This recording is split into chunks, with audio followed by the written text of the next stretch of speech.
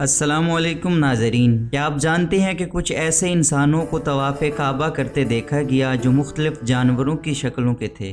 جی ہاں، یہ بالکل سچ بات ہے، انسانی آنکھوں سے یہ منظر دیکھا گیا۔ تو کیوں یہ انسان جانوروں کی شکل میں نظر آتے ہیں؟ یہ جاننے سے پہلے محرم اسرار کو سبسکرائب کر دیں، اور میری حمایت کے لیے اتنا کافی ہے کہ اس ویڈیو کو لائک کر دیں۔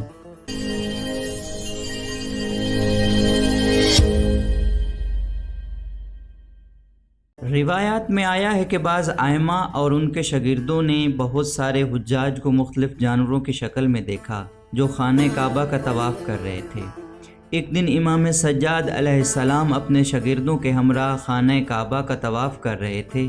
آپ کے ایک شاگرد نے پوچھا، مولا کتنے لوگ ہیں جو خانہ خدا کا طواف کر رہے ہیں؟ امام زین العابدین علیہ السلام نے فرمایا کہ میری 2 انگلیوں کے درمیان دیکھو۔ جب اس نے انگلیوں کے درمیان دیکھا تو حیران رہ گیا۔ پھر امام نے دست مبارک ہٹا کر پوچھا کہ کتنے حاجی تھے جو تجھے نظر آئے؟ اس شاگرد نے کہا، مولا بہت کم لوگ تھے، باقی تو سب مختلف جانور نظر آئے۔ آپ نے فرمایا کہ جانوروں کی شکل میں کچھ لوگوں کا نظر آنا صرف حج اور عمرہ کے درمیان ہی نہیں بلکہ اولیاء اللہ کو ایسے لوگ ہر جگہ نظر آتے ہیں، اور اس کی وجہ لوگوں میں حیوانی خصلتوں کی موجودگی اور انسانی خصلتوں سے دوری ہے۔ حیوانی صفات کی بدصورتی جس انسان میں پیدا ہو جاتی ہے وہ حیوان بن جاتا ہے، حالانکہ وہ انسانی جسم کی شکل میں ہوتا ہے۔ حیوانی صفات جیسے حسد، لالچ، انسان کو نقصان پہنچانے کی خواہش اور اس جیسی بہت۔ وہ انسان جس میں یہ صفات ہوں، اگر وہ چاہے تو صحیح کوشش اور تربیت کے ساتھ اور احکامات الہی پر عمل پیرا ہو کر اپنے آپ کو سنوار سکتا ہے، اور ان بری صفات سے چھٹکارا حاصل کر کے ان کی جگہ خوبصورت اور الہی صفات پیدا کر سکتا ہے۔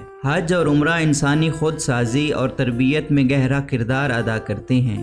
لوگوں کو جانوروں کے روپ میں دیکھنا حج و عمرہ کا نتیجہ ہرگز نہیں ہو سکتا، تو ایسے لوگ حج پر کیوں نظر آتے ہیں؟ یہ مسئلہ ان کے ماضی کے برے اعمال کا نتیجہ ہے، نہ کہ حج و عمرہ کی عبادت کا نتیجہ۔ ائمہ علیہ السلام کی ایسے لوگوں کے بارے میں نشاندہی کرنا اس بات کا ثبوت ہے کہ انسان اپنے برے اعمال کے ساتھ حج پر جاتا ہے، بلکہ جس شخص کے اندر بری خصلتیں رچ گئی ہوں اس کے لیے حج و عمرہ ایک عظیم نعمت ہے، تاکہ اس عبادت کے ذریعے وہ اپنے گناہوں کو معاف کروائے، غفلت اور سرکشی کے لباس سے نکل کر اطاعت اور بندگی کے لباس میں آ جائے۔ جو شخص یہ قیاس کرتا ہے کہ میں بہت گناہگار ہوں، اسے چاہیے کہ حج پر جائے اور نیک لوگوں میں شامل ہونے کی کوشش کرے، کیونکہ اس جمعیت میں یقیناً اللہ کے پیارے صالحین موجود ہوتے ہیں۔ ان میں شامل ہونا ایک عام انسان کے لیے بہت سعادت کا باعث ہے۔